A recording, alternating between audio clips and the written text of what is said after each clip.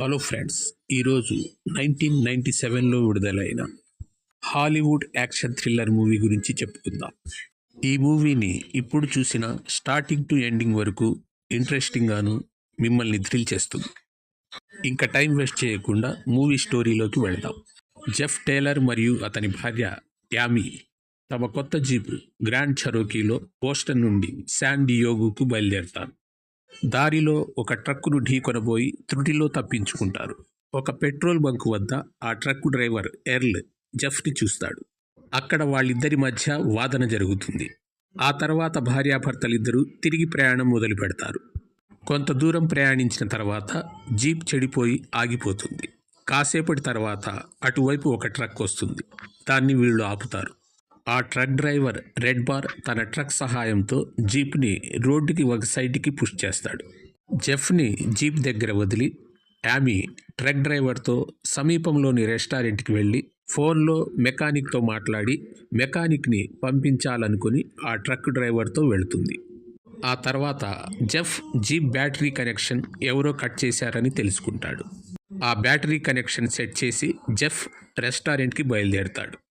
కానీ యామీని అక్కడ ఎవరూ చూడలేదంటారు. జెఫ్ దారిలో ఆ ట్రక్ డ్రైవర్ రెడ్ బార్ని చూస్తాడు.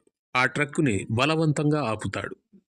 కానీ ఆ ట్రక్ డ్రైవర్ జెఫ్ని కానీ యామీని కానీ తానెప్పుడూ చూడలేదంటాడు. జెఫ్ అటుగా వస్తున్న బాయిడ్ అనే పోలీస్ హెల్ప్ అడుగుతాడు. కానీ ఆ ట్రక్ మొత్తం వెతికినా యామీ జాడ కనపడదు. అప్పుడు ఆ పోలీస్ ట్రక్ డ్రైవర్ని వెళ్ళడానికి అనుమతిస్తాడు. జెఫ్ని సిటీకి వెళ్ళి డిప్యూటీ షరీఫ్ని కలవాల్సిందిగా చెప్తాడు. జెఫ్ డిప్యూటీ షరీఫ్ని కలిసిన తర్వాత ఆ దారిలో చాలామంది యువతులు మిస్ అయ్యారని, వాళ్ల జాడ ఇప్పటికీ తెలియలేదని తెలుసుకుంటాడు. జెఫ్ అక్కడి నుంచి తిరిగి వెళ్ళిపోతాడు. బిల్లీ ఒక మానసిక రోగి అయిన మెకానిక్. అతడు జెఫ్తో యామీ కొంతమందితో కలిసి వెళ్ళినట్లు చెప్తాడు. కానీ ఈ విషయం పోలీసులతో చెప్పడానికి నిరాకరిస్తాడు. ఎందుకంటే ఇందులో పోలీసుల హస్తం కూడా ఉందంటాడు. జెఫ్ బిల్లీ చెప్పిన లొకేషన్కి బయలుదేరతాడు. కానీ దారిలో ఎర్ల్ జెఫ్పై అటాక్ చేస్తాడు. అతడు జెఫ్ని గన్తో కాలుస్తాడు. అక్కడ రోడ్డు అంతం కావడంతో జెఫ్ జీప్ని నదిలో దూకిస్తాడు.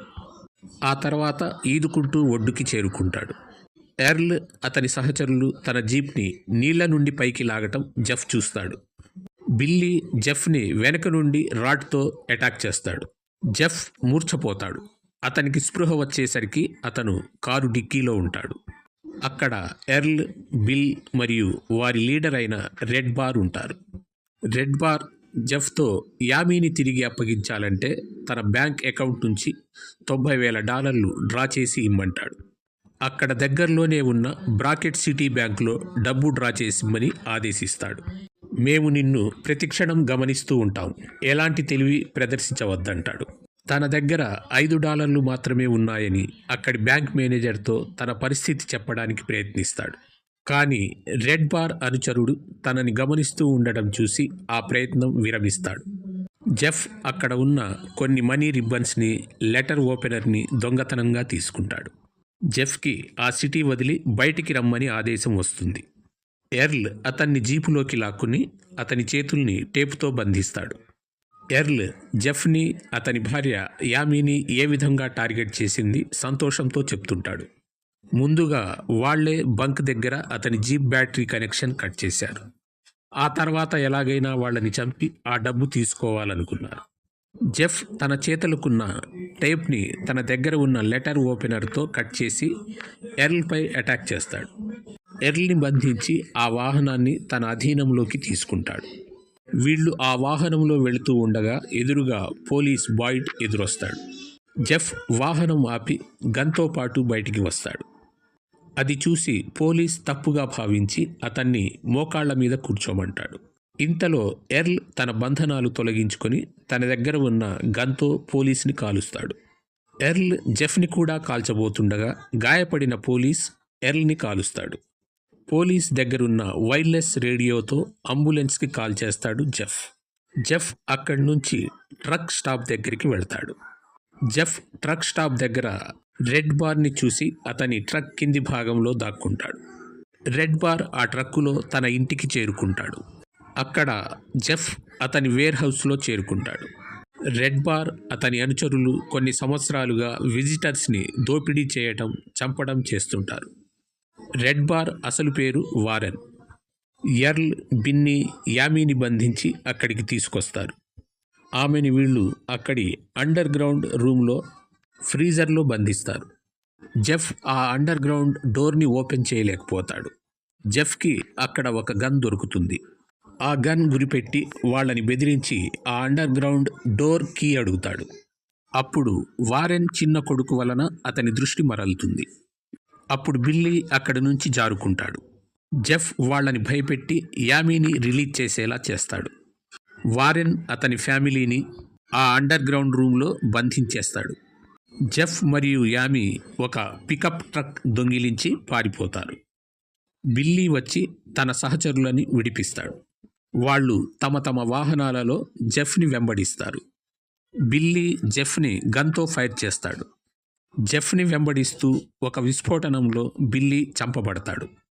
కాసేపటి తర్వాత వారెన్ ట్రక్ నుండి వెనుక ఉన్న ట్రైలర్ విడిపోతుంది. అది ఢీకొట్టడం వలన ఎరెల్ చనిపోతాడు. వారెన్ తన ట్రక్తో జెఫ్ మరియు యామీల వాహనాన్ని బ్రిడ్జి పైనుండి కిందకి నెట్టడానికి ప్రయత్నిస్తాడు. దానితో యామీ కాలు డాష్ బోర్డ్ కింది భాగంలో ఇరుక్కుపోతుంది. జెఫ్ వాహనం నుండి బయటికి వస్తాడు. వారెన్ ట్రక్లోకి ఎంటర్ అవుతాడు. వాళ్ళిద్దరూ స్టీరింగ్ దగ్గర ఫైట్ చేసుకుంటూ ఉండగా వారెన్ ట్రక్ బ్రిడ్జి అంచుకు చేరుకుంటుంది. ఆ ట్రక్ జారి బ్రిడ్జి అంచున వ్రేలాడుతుంటుంది. వారెన్ జెఫ్ని చైన్తో అటాక్ చేస్తాడు. జెఫ్ చైన్ పట్టుకుని లాగి వారెన్ని కింద ఉన్న కొండరాళ్లలోకి విసిరేస్తాడు. జెఫ్ పైకి చేరుకుని యామీ కాలుని డాష్ బోర్డ్ నుండి పైకి లాగుతాడు. యామీ ట్రక్ షిఫ్ట్ లాగుతుంది. దానితో ట్రక్ జారి వారెన్పై పడి అతన్ని తునాతునకలు చేస్తుంది.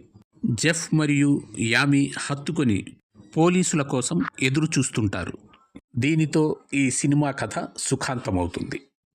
For classic Hollywood and Bollywood movies explanation and information, please like, comment, share and subscribe my channel.